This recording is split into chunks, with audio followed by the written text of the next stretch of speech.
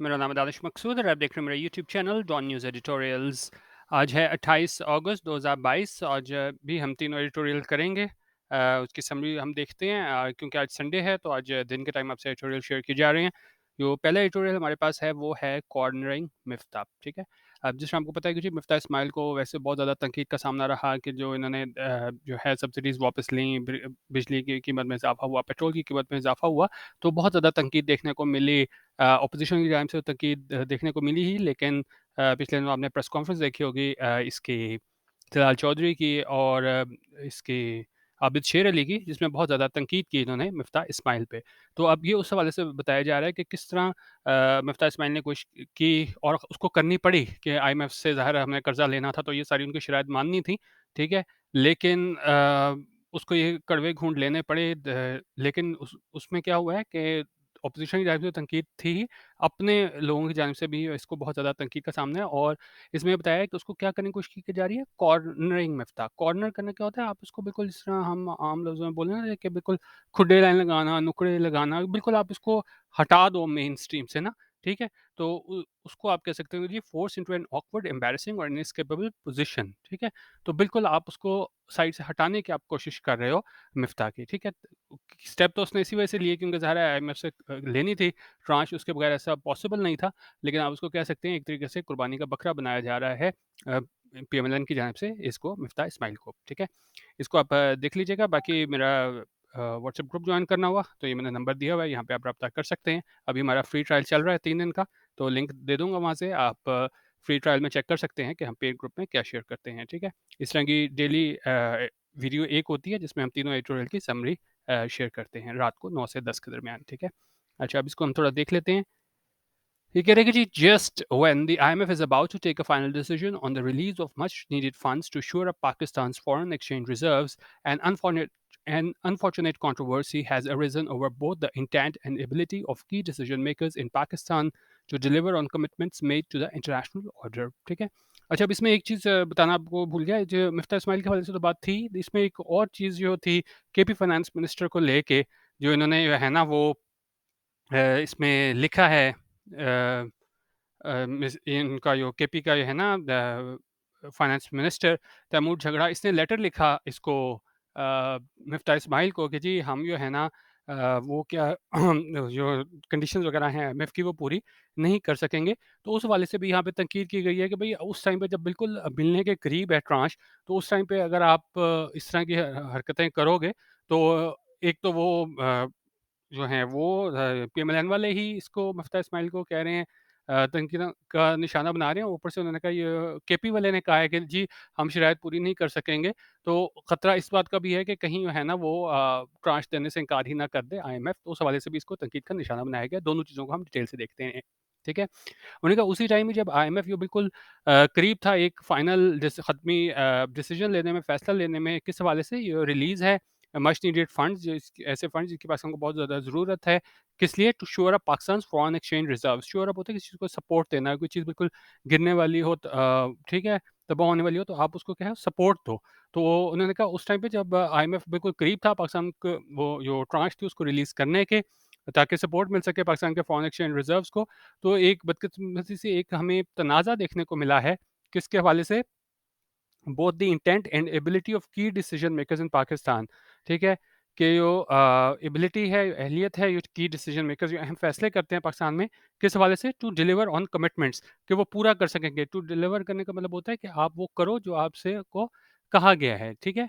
On commitments made to the international lender, के commitments दी गई थी इंटरनेशनल लेंडर को, लेकिन अब हमें कंट्रोवर्सी देखने को मिल रही है इंटेंट और एबिलिटी के हवाले से। जो की डिसीजन मेकर्स हैं उनकी बात कर रहे हैं। अब ये किस तरीके से बात हो रही है? उन्होंने कहा जी ऑन फ्राइडे, फ्राइडे को क्या हुआ? Observers were left frustrated over media reports that KP Finance Minister Taimur Jhagra had reneged on his commitment to run a budgetary surplus this fiscal year. अच्छा, अब जो जिस कंडीशन पे हमें मिलना था IMF से कर्जा, उसमें ये भी थी कि जो सूबे होंगे वो क्या होंगे? वो सरप्लस लेके आएँगे, बजटरी सरप्लस लेके आएँगे, यानी कि क्या है, खसारा नहीं होगा। आप जिस तरीके से भी रेवेन्यू इकट्ठा करते हो, जिस तरीके से भी आप कर रहे हो, तो आपका क्या है, बजटरी सरप्लस होना चाहिए। तो अब उसमें क्या हुआ कि फ्राइडे को जो है ना, उन्होंने कहा जो ऑब्जर्वर थे, नाकदी ये जो ऑब्जर्वर्स मतलब ये जितने भी हमारे होते हैं अ, जो मतलब सारी इस चीज़ को ऑब्ज़र्व कर रहे थे, सारी सूरत-ए-हाल को, ठीक है? उनको मायूसी हुई किस हवाले से वो मीडिया रिपोर्ट्स आई थी कि वो केपी फाइनेंस मिनिस्टर तैमूर झगड़ा है, उसने क्या किया हैड रिनेग्ड रिनेग्ड होता है कि अपनी बात से फिर जाना अपनी कही हुई बात को ना, तो उसने क्या किया ऑन हिज़ कमिटमेंट उसने वो कमिटमेंट दी थी to run a budgetary surplus this fiscal year, ठीक है? तो उसने अपनी कमिटमेंट से क्या है, एक तरीके से आप कह लें कि जी अपने मतलब मुकर जाना जो एक आप अपनी वो उसने दी थी अंडरटेकिंग दी थी कि हाँ जी, हम ये कर लेंगे बजटरी सरप्लस इस फिस्कल ईयर में, ठीक है? अच्छा, अब क्या कह रहे हैं the controversy arose over a letter written by mister Jagra to Federal Finance Minister Mifta Ismail over KP's concerns regarding outstanding receivables as well as damages caused by the floods, which Mr. Jagra warned would make it next to impossible to ensure a provincial surplus in the outgoing year. अच्छा, अब हुआ ये कि जी वो controversy थी, तनाज़ा वो किस वजह से उठा कि एक लेटर था वो लिखा गया था मिस्टर झगड़ा की जानिब से इस फेडरल मिनिस्टर मुफ्ता इस्माइल को। उसने कहा कि केपी वालों के खदशात का इज़हार किया गया था किस हवाले से कि एक तो उन्होंने कहा जी आउटस्टैंडिंग रिसीवेबल्स हैं कि हमें वो मिलने चाहिए पैसे, वो हमें मिले नहीं हैं, आउटस्टैंडिंग है। और साथ ही साथ उसने कहा जी जो डैमेजेज़ है, ये नुकसान हुआ है, किसकी वजह से? कॉज़्ड बाय द फ्लड्स, जो सैलाब की वजह से नुकसान हुआ है, व्हिच मिस्टर झगड़ा वार्न्ड, जिसके बारे में मिस्टर झगड़ा ने खबरदार किया, वुड मेक इट, वो बना देगा इसे नेक्स्ट टू इम्पॉसिबल, कि बिल्कुल ना होने के करीब ये बना देगा to ensure a provincial surplus in the outgoing year, कि हमें जो है वो प्रोविंशियल सरप्लस देखने को मिले आउटगोइंग ईयर में। ठीक है? अच्छा, okay, whatever Mr. Jhagra's observations, it is worth asking why he felt the need to stir the pot just days before the IMF meeting. उन्होंने कहा जो भी मिस्टर झगड़ा की ऑब्जर्वेशंस थी, उसने कहा कि जी तेरे रिसीवेबल थे हमें नहीं मिले, सैलाब की वजह से इतना नुकसान हो गया। उनका इट इज़ वर्थ आस्किंग, ये बात पूछे जाने के लायक है कि उसको क्या ज़रूरत पड़ी to stir the pot. Stir the pot होता है जब आप किसी ट्रबल या कंट्रोवर्सी को जन्म देते हो। तो उन्होंने कहा उसको क्या ज़रूरत इस टाइम पे पड़ी थी just days before the IMF meeting, के आईएमएफ की मीटिंग में सिर्फ कुछ दिन बाकी थे जिसमें फैसला होना था कि जी ये पाकिस्तान को ये ट्रांश देनी है, तो उससे पहले इसको क्या ज़रूरत पड़ी कि उसने ये सारी जो है ना ये लेटर लिख के एक तरह की कंट्रोवर्सी को जन्म दिया। अच्छा। Nothing among the concerns he raised seemed particularly pressing and could have waited till later. उन्होंने कहा कोई जो भी इसने अपने खदशात का इज़हार किया था, वो नहीं दिखाई देते, कोई ऐसे प्रेसिंग, कोई इतने ज़रूरी नहीं थे, and could have waited till later, और वो कुछ देर और क्या है वो इंतज़ार कर सकता था। भई आप पैसे मिल जाते बाद में, जो भी आपके सूबे के और सेंटर के झगड़े हैं, आप उसको बाद में निपटा लेते।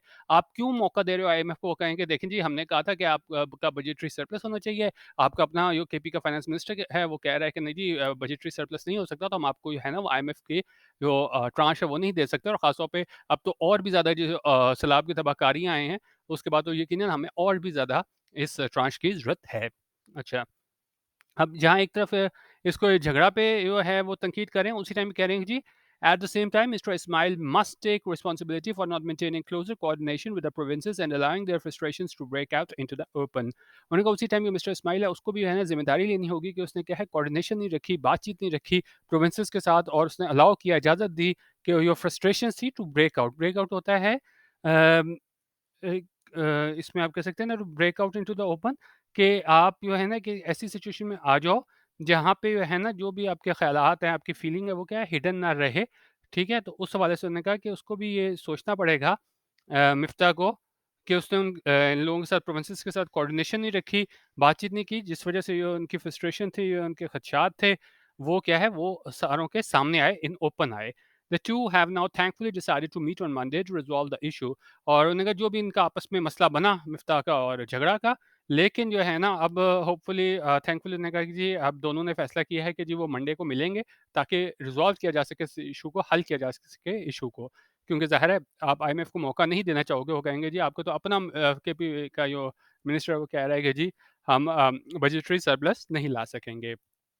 इट इज़ होप्ड, ऐसी उम्मीद की जाती है that they will be able to find timely solutions, उन्होंने कहा ऐसी उम्मीद की जाती है कि वो जो है ना वो मतलब टाइमली सॉल्यूशंस ढूँढ लेंगे, यानी कि 2-4 दिन अभी ये रहते हैं आईएमएफ ने जब ये डिसाइड करना तो उससे पहले उन्होंने कहा इसका कोई हल ये लोग निकाल लेंगे। अच्छा, कह रही थी that however the fickleness of political opponents is not all that threatens to undo Mr. Ismail's economic plans। अच्छा, fickleness क्या होता है? fickleness होता है कि जब आप जो है ना अपना ओपिनियन चेंज करते हो, ठीक है? अपनी फीलिंग्स एकदम अपनी फीलिंग्स चेंज करते हो, ओपिनियन चेंज करते हो। तो उन्होंने कहा ये कि वो पॉलिटिकल ओपोनेंट्स हैं जो अपना ओपिनियन चेंज करते हैं, जिस तरह झगड़ा उसने कहा कि नहीं जी नहीं पूरा कर सकेगा बजटरी सरप्लस। तो उन्होंने कहा सिर्फ़ वही चीज़ जो है ना वो वो नहीं है जो थ्रेटन कर रही है कि वो मिस्टर इस्माइल के जो भी इकोनॉमिक माशी प्लान्स थे उनको अनडू करे, उनको बिल्कुल एक तरीके से पाया तकमील को तक ना पहुँचा सके। Dissidents are now popping up with alarming frequency in his own party. Dissidents कौन होते हैं? आपसे इख्तिलाफ़ करने वाले लोग होते हैं, ठीक है? तो उन्होंने कहा जो इसकी पॉलिसी से इख्तिलाफ़ करने वाले लोग हैं आर पॉपिंग अप, वो सामने आ रहे हैं विद अलार्मिंग फ्रीक्वेंसी, मतलब बहुत ज़्यादा लोग सामने आ रहे हैं इन हिज ओन पार्टी, उसकी अपनी पार्टी से, ठीक है? और वो क्या कर रहे हैं? Publicly wagging their fingers at his efforts to secure a lifeline for the economy, और जो पब्लिकली आके ना, क्योंकि बंद कमरे में पार्टी की आपस में लड़ाइयाँ होती चलती रहती हैं, लेकिन उन्होंने कहा जी जो पब्लिकली वो क्या करें, waging their fingers. Waging fingers का मतलब होता है कि आप जब आप इसका मतलब जब आप किसी से क्या है नाराज़ होते हो, ठीक है? तब आप इस तरीके, if you wag your finger you shake it repeatedly and quickly from side to side usually because you are annoyed with someone, ठीक है? तो उन्होंने कहा कि जी अब बड़ी अलार्मिंग फ्रीक्वेंसी से इसकी अपनी पार्टी से लोग आ रहे हैं और वो क्या है इस पे एक तरीके से उँगलियाँ उठा रहे हैं, इसको मतलब सारा ब्लेम दे रहे हैं। इस पे से नाराज़ हैं। ये इसकी कोशिशें थी ताकि वो हासिल कर सके लाइफ़लाइन फॉर द इकोनॉमी, यानी आईएमएफ से डील के लिए है ना, उसी पे एतराज़ किया जा रहा है। ठीक है? अच्छा। और अब बता रहे हैं कौन-कौन है इससे इख्तिलाफ़ करने वालों में, दीज़ डिसिडेंट्स, और एम डैश लगा के बता रहा है उसमें कौन-कौन शामिल है। आबिद शेर अली है, तलाल चौधरी है और हनीफ अब्बासी है। और all part of the Nawaz camp within the PMLN and reportedly enjoy the party supremo's blessing in attacking mister Ismail. उन्होंने कहा ये तमाम लोग हैं ना, वो पार्ट हैं, हिस्सा है नवाज़ कैंप का पीएमएलएन में, और ऐसा रिपोर्ट किया जाता है कि वो उनको क्या है एक तरीके की ब्लेसिंग हासिल है, उस तरह उसकी सपोर्ट हासिल है इसकी नवाज़ शरीफ की कि वो उसको अटैक करें मिस्टर इस्माइल को। उनका their warnings which among other things have included a threat to join protest if mister Ismail does not provide immediate relief to the message. और उन्होंने जो वार्निंग्स दी हैं उसमें क्या-क्या शामिल है? उसमें शामिल है कि जी हम जो है ना उन एहतजाज में हिस्सा लेंगे अगर मिस्टर इस्माइल ने है ना वो फौरी इमीडिएट रिलीफ नहीं दिया मैसेज को, अवाम को, are continuously weakening the beleaguered finance minister's hand. तो उनका यकीनन ये इसको कमज़ोर कर रहे हैं बिलीगेड फाइनेंस मिनिस्टर। बिलीगेड होते हैं कोई ऐसी बड़ी मुश्किल सूरत हाल में, उन्होंने कहा जो पहले ही बड़ी मुश्किल सूरत हाल में है मिफ्ता, तो इसको क्या है मज़ीद कमज़ोर कर रहे हैं ये सारे इसके अपने लोग। Besides putting pressure on him to take unwise decisions in order to avoid being ostracized by his own party, और साथ में इस पे प्रेशर डाल रहे हैं कि वो ऐसे अनवाइज डिसीजंस ले ताकि क्या हो, ताकि वो बच सके ऑस्ट्रासाइज्ड होने से। अपनी ओन पार्टी ऑस्ट्रासाइज होता है जब आपको एक्सक्लूड कर दिया जाए ग्रुप से, ठीक है? तो उस पे उन्होंने कहा प्रेशर डाल रहे हैं कि भई आपकी वजह से इसको पीएमएलएन को इतना मसला हो रहा है, तो उन्होंने कहा हो सकता है कि इसकी वजह से उसको वो मजबूर करें कि वो अनवाइज डिसीजंस ले, क्योंकि ज़ाहिर है जितना जो मईशत का हाल है उस टाइम पे जो भी आपने करना है आईएमएफ से किस्त तो चाहिए, लेकिन इसको ये सारा प्रेशराइज़ कर रहे हैं कि ये अनवाइज़ डिसीजंस ले ताकि वो बचे एक्सक्लूड किए जाने से पार्टी से। अच्छा, अब आगे कह रहे हैं जी इफ मिस्टर झगड़ा's लेटर इज फ्रस्ट्रेटिंग, उन्होंने कहा अगर मिस्टर झगड़ा का लेटर बड़ा फ्रस्ट्रेटिंग है, बड़ा परेशान करने वाला है कि इस सूरत हाल में देखें जी आपको अपने झगड़े की पड़ गई है, it is just as outrageous that an important faction within the PMLN seems unwilling to accept that populist relief measures remain out of the question until the economy stabilizes and return to a more sustainable path. उन्होंने कहा ये बड़ा outrageous है, बड़ा आप कह सकते हैं शॉकिंगली बैड है कि ये इंपॉर्टेंट फैक्शन है, जो धड़ा है पीएमएलएन के अंदर ही वो दिखाई देता है अनविलिंग, यानी वो तैयार नहीं है कि वो एक्सेप्ट करें कि जो पॉपुलिस्ट रिलीफ मेयर्स हैं ना, कि पॉपुलिस्ट रिलीफ मेयर्स क्या हो गए, वो ऐसे मेयर्स जो क्या है अवाम में मकबूल हों और इनको क्या है अगले इलेक्शन में कामयाबी दिलाएं, remain out of the question. मतलब अभी आप उनको उस तरह वो रिलीफ नहीं दे सकते, पॉपुलिस्ट रिलीफ जो क्या है आपकी मकबूलियत में इजाफे का बायस बने। कब तक? अंटिल द इकॉनमी स्टेबलाइजेज, जब तक इकॉनमी है ना वो स्टेबलाइज नहीं होती, मुस्तहकम नहीं होती, and returns to a more sustainable path. और ये क्या है सस्टेनेबल पाथ पे नहीं आई थी, ऐसी सिम्त में ऐसी जगह नहीं आ जाती हमारी इकॉनमी मईशत जो क्या है सस्टेनेबल हो, या मतलब सस्टेन कर सके, बरकरार रह सके, ठीक है? अच्छा, अब कह रहे हैं जी the PMLN has taken some hard economic decision so far. उनका पीएमएलएन ने कुछ है ना सख्त माशी फैसले लिए हैं अब तक, which have come at a considerable cost to its popularity, और यकीनन उनको है ना वो भारी कीमत भी चुकानी पड़ी है अपनी पॉपुलैरिटी को लेके। With some of its senior members now desperately pushing for populist measures, और उनका कुछ इसके सीनियर मेंबर्स है वो बड़े desperately है ना वो ये कह रहे हैं, फ्रस्ट्रेट होके कह रहे हैं कि जी पॉपुलिस्ट मेजर्स लिए जाएँ, ऐसे मेजर्स लिए जाएँ जो क्या है अवाम में उनकी मकबूलियत में इजाफा करें। An impression might be created, उन्हें एक इम्प्रेशन ये भी क्रिएट किया जा सकता है कि that the party lacks serious intent to put the economy on the right path, ठीक है? तो उन्होंने कहा ये भी हो सकता है कि जी फिर लोग ये भी सब समझें कि भई पार्टी है ना वो बिल्कुल उनकी नीयत नहीं है, इंटेंट नहीं है कि मईशत को है ना वो राइट पाथ पे लेके जाएँ, thus undermining its hard fought battle to regain the fund's trust, ठीक है? और फिर ये भी हो सकता है कि अब जो इसकी जो हार्ड फॉट बैटल थी इनकी कि जी फंड का जो है ना वो ट्रस्ट हासिल कर सके और वहाँ से जो है ना वो ट्रांच ले सके, तो हो सकता है कि वो भी जो है ना आप कह लेंगे जी पिटाई में पड़ जाएगा मसला इसका कि जब जिस तरीके से ये इनके अपने लोग कर रहे हैं, तो इस तरह ये वो लोग भी समझेंगे कि पीएमएलएन वाले हैं क्या वो सीरियस ही नहीं है इकोनॉमी को राइट पाथ पे डालने के, ठीक है? इट इज़ क्लियर, उनका बिल्कुल वाज़ेह है to all that the path to recovery is a long and arduous one, कि उनका जो पाथ टू रिकवरी है कि वापसी का रास्ता के ये कौन-सी वापसी की बात हो रही है? माशी तरक्की की बात हो रही है कि वो जो है ना, वो जो रास्ता है वो क्या है? लॉन्ग एंड आर्डुअस वन है। आर्डुअस का मतलब होता है कोई एक ऐसी चीज़ जो बहुत ज़्यादा अ, जिसके लिए आपको क्या है बहुत ज़्यादा एफर्ट की ज़रूरत हो, डिफ़िकल्ट हो, टायरिंग हो, and there must be some semblance of unity among the country's leaders, और यकीनन उनका कुछ सेम्बलेंस ऑफ यूनिटी होनी चाहिए, मतलब यूनिटी है वो दिखाई देनी चाहिए किसके दरमियान? Among the country's leaders, leaders जो हैं कंट्री के उनके दरमियान यूनिटी दिखाई देनी चाहिए। When it comes to saving the economy, जब बात हो आपने मईशत को सेव करने की, बचाने की। तो बेसिकली 2 चीज़ों को इसमें डिस्कस किया गया था। एक तो ये पार्टी के अपने लोग इसके मिफ्ता के इस्माइल के खिलाफ हो गए, और दूसरा ये झगड़ा ने लेटर लिखा मिफ्ता को कि जी हम जो है इस दफ़ा सरप्लस हम नहीं ला सकेंगे, और ये कंडीशन थी आईएमएफ की ट्रांच के लिए, तो उसपे उन्होंने कहा कि जब बिल्कुल आईएमएफ फैसला करने ने वाले थी, तो ये झगड़ा का लेटर लिखना बहुत ज़्यादा गलत था, लेकिन साथ उन्होंने कहा अब उम्मीद ये है कि मंडे को ये दोनों मिल रहे हैं, तो उन्होंने कहा हो सकता है वो भी इनके आपस में डिफरेंसेस हैं, उनको क्या है रिज़ॉल्व कर लें, हल कर लें, ठीक है? अच्छा, अब हम दूसरा एडिटोरियल देखते हैं। अब ये रिलीफ एफर्ट्स के हवाले से है जो सैलाब की जो तबाहकारी हैं, उसमें उन्होंने कहा कि जी हैरोइंग वीडियोज़ हमें देखने को मिली। हैरोइंग होती है वो बहुत ज़्यादा आपको परेशान करने वाली, दिल दहला देने वाली जो है ना, उन्होंने कहा हमें वीडियोज़ सोशल मीडिया पे देखने को मिली है। उसमें लोग शामिल थे, घर थे, कमर्शियल एस्टेब्लिशमेंट्स थी, वो भी पूरी की पूरी जो है ना वो सैलाब जो है ना वो बहा के ले गया है। और उसमें जो है ना क्या हुआ है, लेकिन उन्होंने कहा कि जी जो वीडियोज़ थी इन मतलब जो सारी चीज़ें जो तबाह हुई हैं, उसने क्या किया है, उसने जो है ना वो जो ऑनगोइंग मानसून रिलेटेड डिज़ास्टर था, जो तबाहकारियाँ थी, उसको क्या है वो सामने ले आया है नेशनल स्टेज पे, और आखिरकार जो है ना इसने अथॉरिटीज़ को क्या है जगा दिया है out of their torpor. Out of their torpor का मतलब होता है स्टेट ऑफ मेंटल इनएक्टिविटी, मतलब ये बिल्कुल कुछ कर नहीं रहे थे, आपको एक बिल्कुल झंझोड़ के रख देते हैं ना, ये सारी वीडियोज़ वगैरह आई हैं तबाही की। तो उसने इसको जो है ना बिल्कुल आप इस तरह कह लें कि जी बिल्कुल इनको झिझोड़ दिया कि उनको अब ज़ाहिर है कुछ करना पड़ेगा इसके ऊपर।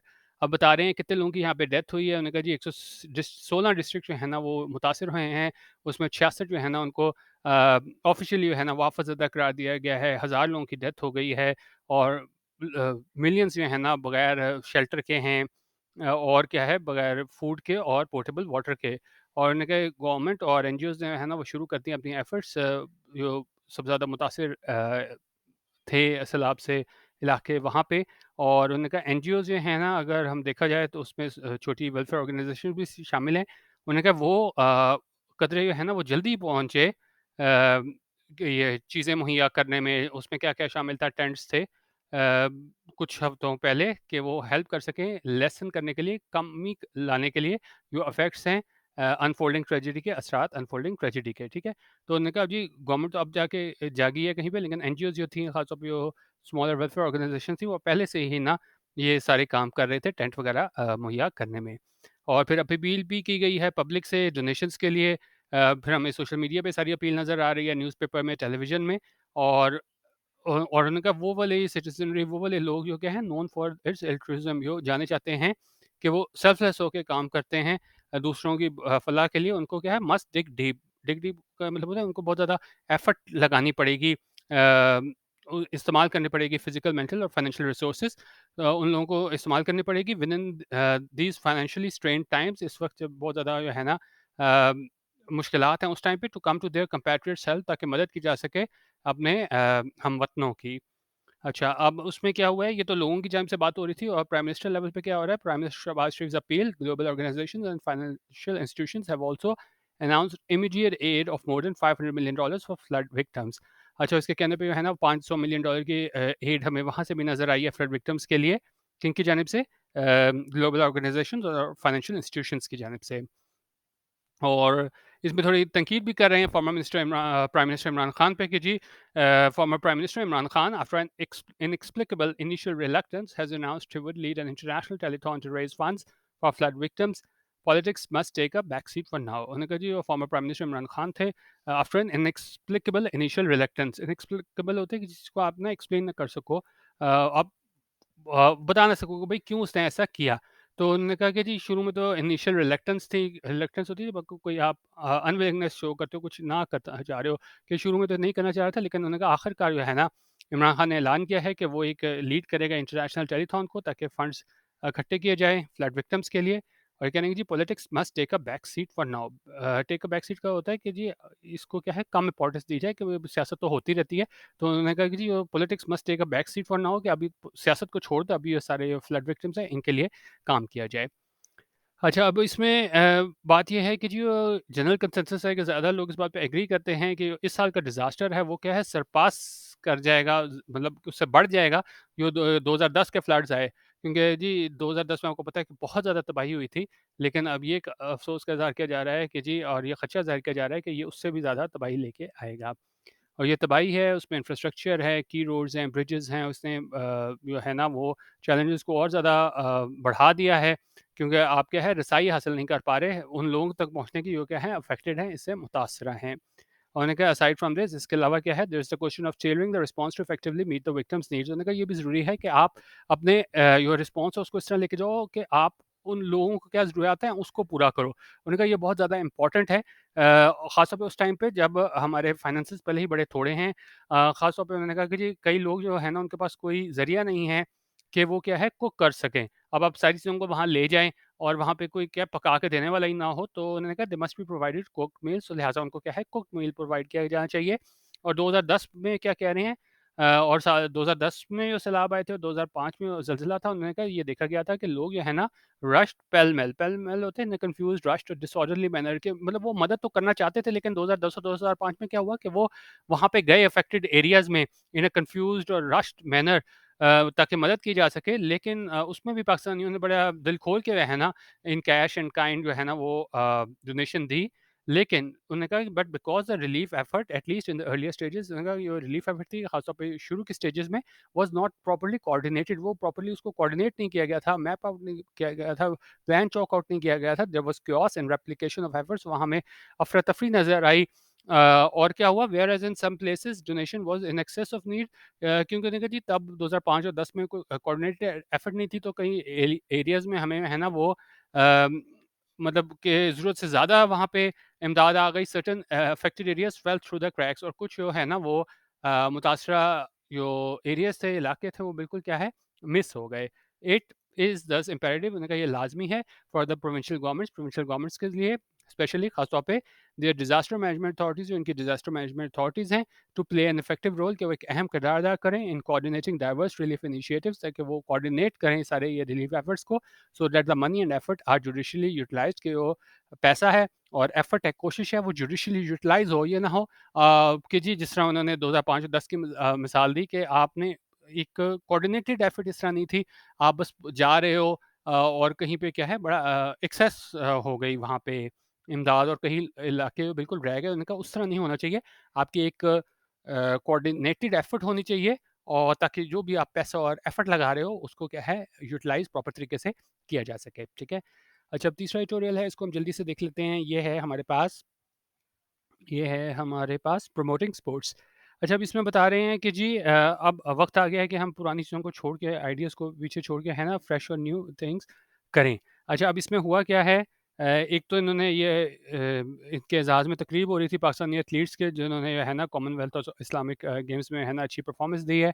तो प्राइम मिनिस्टर शहबाज शरीफ ने है ना वो ऐलान किया बहाली का, रेस्टोरेशन का, किसका, डिपार्टमेंटल स्पोर्ट्स स्ट्रक्चर का, जिसे ख़त्म किया गया था, एबॉलिश किया गया था पिछली गवर्नमेंट की जानिब से। अच्छा, उनका ये वो स्ट्रक्चर जो था, इन प्लेस था, कब से था? सिंस लेट 50 से था, जब ये पब्लिक डिपार्टमेंट्स थी, कॉर्पोरेशंस थी और दूसरी ऑटोनॉमस बॉडीज़ थीं। वो अपने स्पोर्ट्स डिवीज़न बनाते थे और मदद करते थे। पाकिस्तान की ग्रेटेस्ट स्पोर्टिंग ट्रायम्फ्स, पाकिस्तान की विक्ट्रीज़ के बारे से बात कर रहे हैं।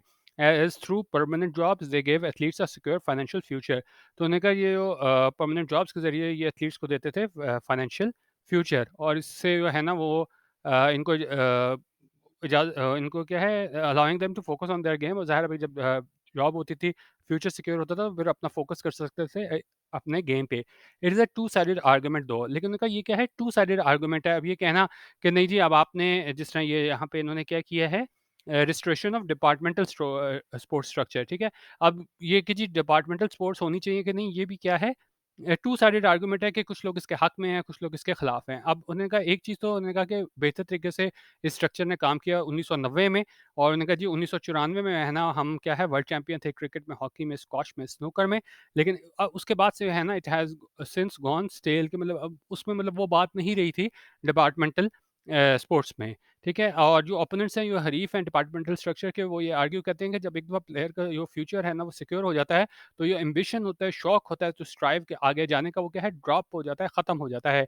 It was with this in mind and to professionalise sport that the last government decided to stop departments and other organizations from funding their sports team। और इसी चीज़ को लेके जो लास्ट गवर्नमेंट थी उसने फैसला किया था कि वो रोक दे डिपार्टमेंट्स और दूसरे ऑर्गेनाइजेशंस को कि वो फंड करें अपनी स्पोर्ट्स टीम्स को, एंड इंस्टेड और बजाय इसके to utilise those funds to promote regional teams, के जी उन्होंने कहा जी आप यूटिलाइज करें उन पैसों को ताकि रीजनल टीम्स को प्रमोट कर सकें। But there was no mechanism और road map to ease that transition. लेकिन कोई मैकेनिज्म नहीं था, कोई तरीका नहीं था, रोड मैप नहीं था कि उस ट्रांजिशन को क्या है ईज किया जा सके, ठीक है? तो उन्होंने कहा दोनों चीज़ों को लेके चल रहे हैं। अब इसमें आप लोग भी है ना वो अपनी राय कायम कर सकते हैं कि क्या वो स्पोर्ट्स बोर्ड वाला हिसाब सही था हमारे पास, डिपार्टमेंटल स्पोर्ट्स जो था वो ठीक था, या जो है ना इमरान खान ने किया वो ठीक था। अब इमरान खान ने क्या किया था, उन्होंने कहा जी Imran Khan's government had already moved cricket to that system in 2019, changing the constitution of the PCB and forming 6 regions। कि इमरान खान की गवर्नमेंट ने ये डिसाइड किया था कि क्रिकेट इन्होंने सिस्टम चेंज किया था और पीसीबी का कॉन्स्टिट्यूशन चेंज किया और 6 रीजन बना दिए। और इस पे बड़ी ज़्यादा तनकीद हुई, बैकलैश आया, क्योंकि कई प्लेयर्स थे ना उन्होंने की जॉब्स चली गई, और इसकी वजह से जो है ना और उन्होंने कहा जो फैसला किया गया था रीजनल सिस्टम की जानिब, वो किस हवाले से था, वो was more in line with the 18th amendment which saw sports devolve to the provinces, क्योंकि 18th अमेंडमेंट के बाद जो स्पोर्ट्स है ना वो डिवॉल्व कर गई थी प्रोविंसेस को, तो वहाँ पे हमें रीजनल सिस्टम देखने को मिला था। हाउएवर ताहम लेकिन उनका एक रास्ते की ज़रूरत थी ताकि वो है ना to do away with the decades old system, कि जी आपने अगर वो ख़त्म भी करना है डेकेड्स ओल्ड सिस्टम को और इंश्योर करना है एथलीट्स वुडंट सफ़र, के एथलीट्स जो है ना वो सफ़र ना करें। It couldn't happen with in a few months. उन्होंने कहा फ़ौरन नहीं हो सकता था, एक आप डिपार्टमेंटल स्पोर्ट्स सारा वो हिसाब देख रहे हो, डिपार्टमेंट सारे खेल रहे हो, फिर क्या है आप उसमें रीजन में चले जाओ। उन्होंने कहा डिपार्टमेंटल स्ट्रक्चर जो था दो इज़ स्टिल एन इम्पेडिमेंट। उन्होंने कहा यकीनन ये क्या है अभी भी एक इम्पेडिमेंट है, रुकावट है to uplifting potential at the grass root levels, कि आप जो है ना पोटेंशियल को उसको उठाओ कहाँ से, ग्रास रूट लेवल से। अब तनकीद इसमें क्या है, उन्हें कह रहे हैं कि जी departments usually hand pick athletes rather than working at the youth और एज ग्रुप लेवल, कि डिपार्टमेंट्स जो है ना वो क्या है हैंड पिक करते थे एथलीट्स को, बजाय इसके कि वो यूथ और एज ग्रुप लेवल से वहाँ से उठा के टैलेंट को क्या है नर्चर करें। तो द क्वेश्चन इज सवाल ये पैदा होता है, वाइल द पीएम्स मूव में टेम्परेली हेल्प एथलीट्स के, जो पीएम की जो मूव है जो फैसला है उनका वक्ती तौर पे जो है ना हो सकता है मदद करे एथलीट्स की, how will it actually improve sports in the country. अब सवाल ये पैदा होता है कि ये किस तरीके से है ना ये एक्चुअली प्रमोट करेगा स्पोर्ट्स को मुल्क में, कि एक सिस्टम था वो उसकी जगह दूसरा आ गया, इमरान खान ने वो वाला सिस्टम यूज़ किया, लेकिन एकदम सिस्टम तो चेंज कर दिया, लेकिन उनका कोई एक प्लान नहीं था, कोऑर्डिनेटेड एफर्ट नहीं थी, तो उसकी वजह से अब वापस शहबाज शरीफ आया, उसने वही पुराना सिस्टम वापस ले आया है। कुछ लोग इस सिस्टम के हक में हैं, कुछ डिपार्टमेंटल सिस्टम के हक में हैं, कुछ रीजन सिस्टम के हक में हैं, लेकिन उन्होंने कहा हमें देखना होगा कि अभी चलें, अभी पीएम ने वो फैसला किया है, हो सकता है ये टेम्परेरीली वक्ती तौर पे हेल्प करे एथलीट्स को, लेकिन क्या ये असल में प्रमोट करेगा स्पोर्ट्स को मुल्क में, ठीक है? तो ये इन्होंने इसमें सवाल पूछा था किसमें, प्रमोटिंग स्पोर्ट्स के कौन से जो सिस्टम है डिपार्टमेंटल स्पोर्ट्स, रीजनल सिस्टम कौन सा सही है, ठीक है? तो ये हमारे आज के तीनों एडिटोरियल्स की समरी थी। बाकी आप ट्रायल जॉइन करना चाहें व्हाट्सएप का, मैं इसमें पिन भी कर दूँगा यूट्यूब पे कमेंट में, वहाँ से भी आप चेक कर सकते हैं, और फेसबुक पे भी मैं इसका लिंक दे दूँगा फ्री ग्रुप का, आप यहाँ पे चेक कर लें 2-3 दिन, और अगर जॉइन करना हो तो आप हमारा पेड ग्रुप जॉइन कर सकते हैं, ₹200 ईज़ी पैसा पर मंथ में। और अगर ना भी करना हुआ तो हम जो फ्री ग्रुप में एक हम एडिटोरियल ओपिनियन भेजते हैं सुबह 9 बजे पीडीएफ का, और शाम को इंटरनेशनल न्यूज़पेपर का ओपिनियन वगैरह होता है, तो वो 2 मैसेजेस तो आपको हमेशा फ्री मिलेंगे, तो आप वो वाला फ्री भी जॉइन कर सकते हैं। वीडियो देखने का बहुत शुक्रिया। अल्लाह हाफ़िज़। पाकिस्तान ज़िंदाबाद।